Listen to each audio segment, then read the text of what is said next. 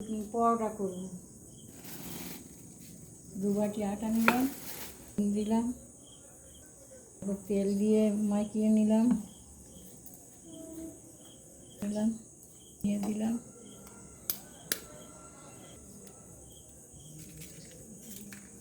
মেখে নিলাম। শুকনো করে মাখাতে হবে।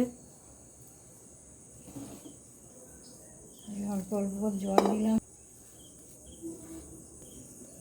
আমার আটা মাখা হয়ে গেছে।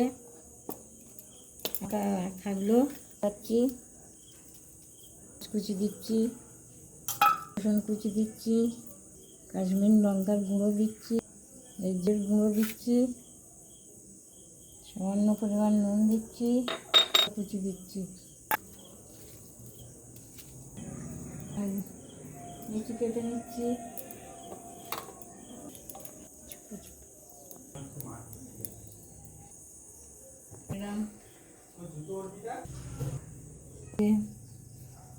দিলাম,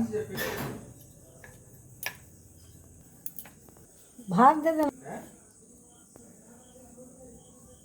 কেটে নিলাম, হাতে তৈরি করে নিলাম।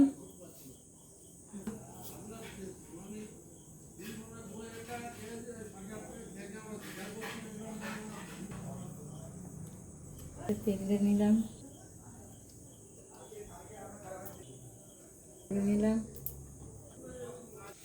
এই বেলা হয়ে গেছে, 6টা 7টা করেছি।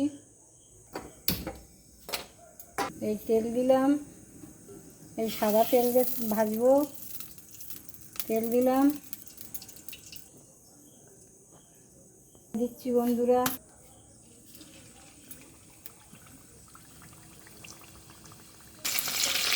এই এরকম করে নেড়ে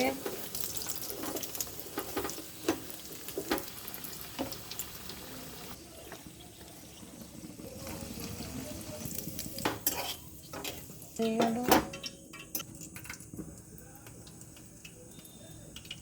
এই ভাজা আমার হয়ে গেছে বন্ধুরা। ফাটানো ভেঙে খেয়ে দেখলাম। এবারে এই ভেঙে এই আচার দিয়ে খাবো।